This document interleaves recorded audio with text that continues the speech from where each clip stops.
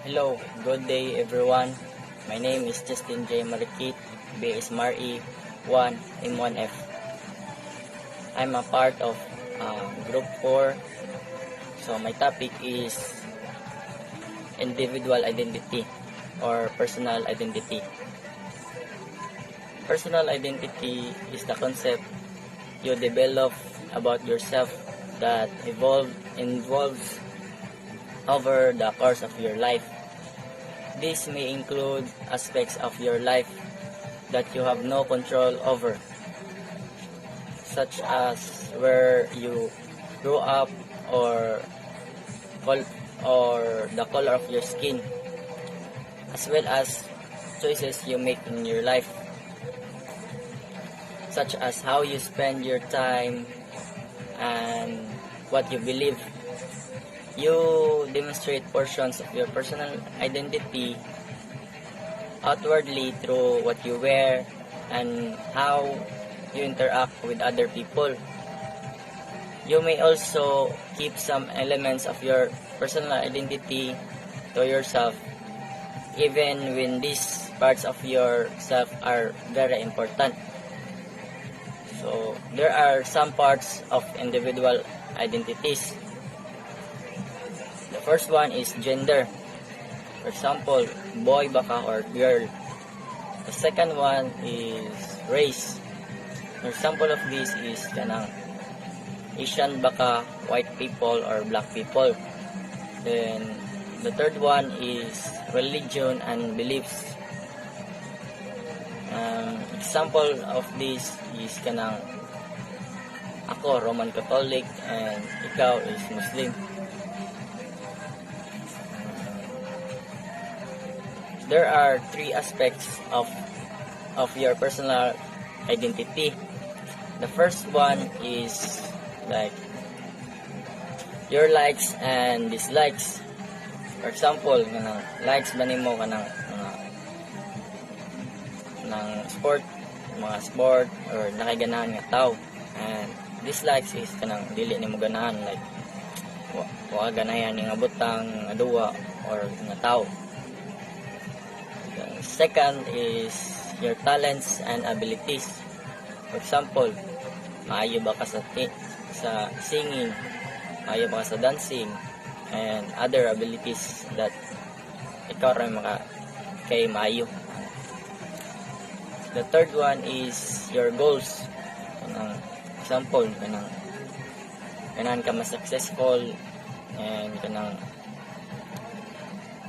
buhaton buhaton nga like mabuhat nimo sa imong kinabuhi, ganahan nimo, and the importance of identity.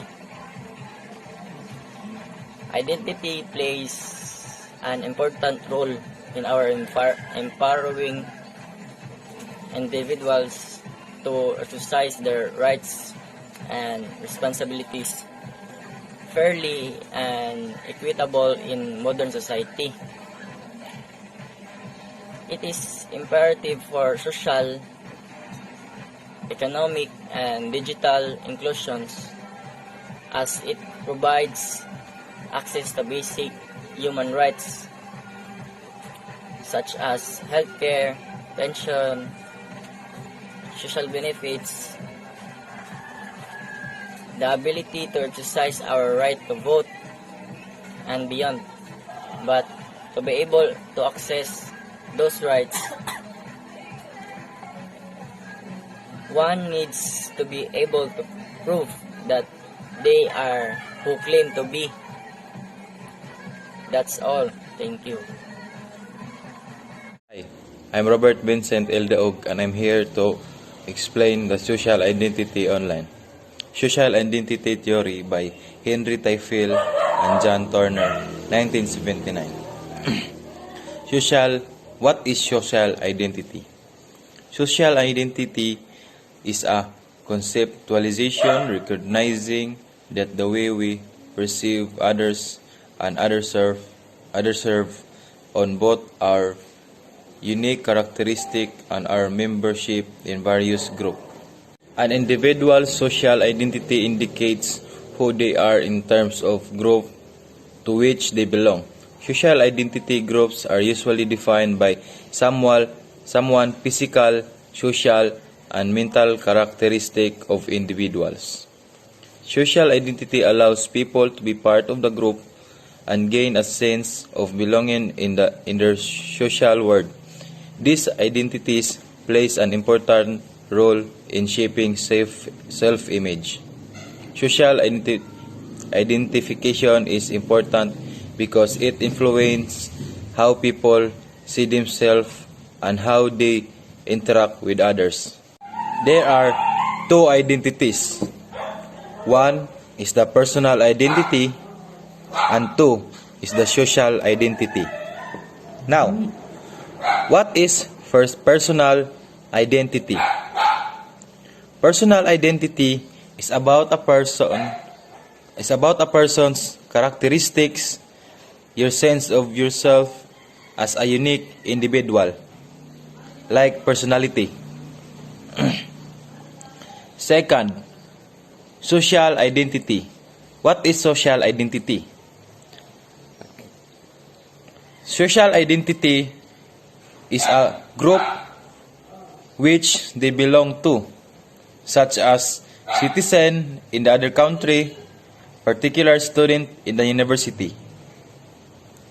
There are three mentally involved in social identity theory. First is the social categorization. Second is the social identification. And the last is the social compassion.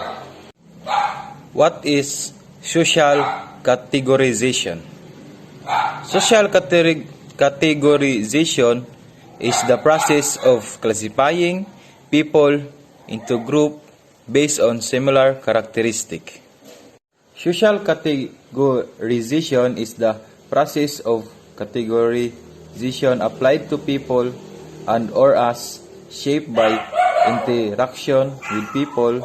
Categorization, even the categorization of physical object, can be a social process that rests on learning and sharing categories. There are two categorization. First is the in-group. Second is the out-group. Now, what is the in-group? In-group is a group of people with common interest or idea. Out-group, those people who do not belong to specific group. Now, what is the social identification?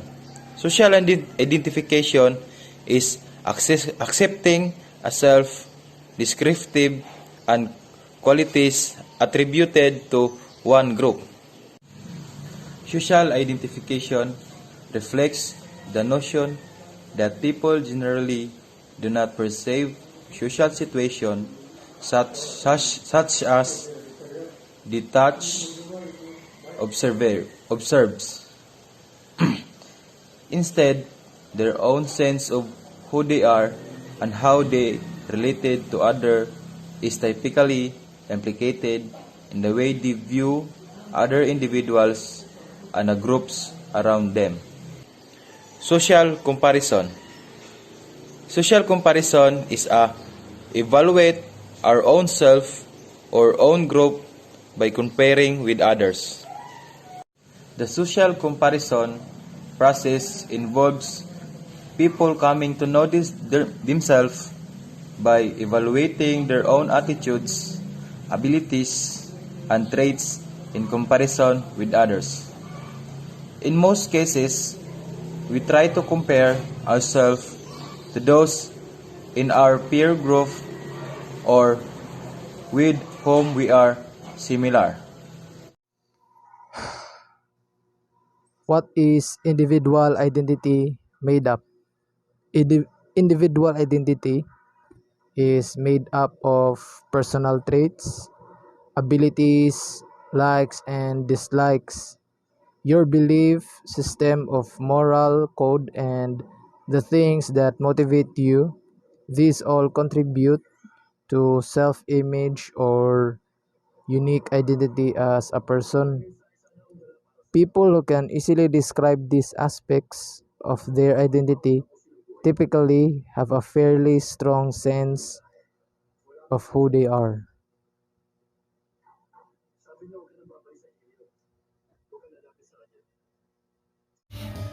Good day everyone, my name is Juby Hidrio, the Marine Engineering student, the section of M1F. I will discuss all about how the social identity online affects each individual real identity. So, identity has many definitions, but without getting many physical, become a sum of few words, including the birthplace and the birth date. Some of those characteristics never change, such as your birthday, and some change over time, such as your hair color. Similarly, when you are using the internet, your online identity is the sum of your characteristic and interaction, because indirectly its website you visit, each of those websites it will have different picture who you are and what to do.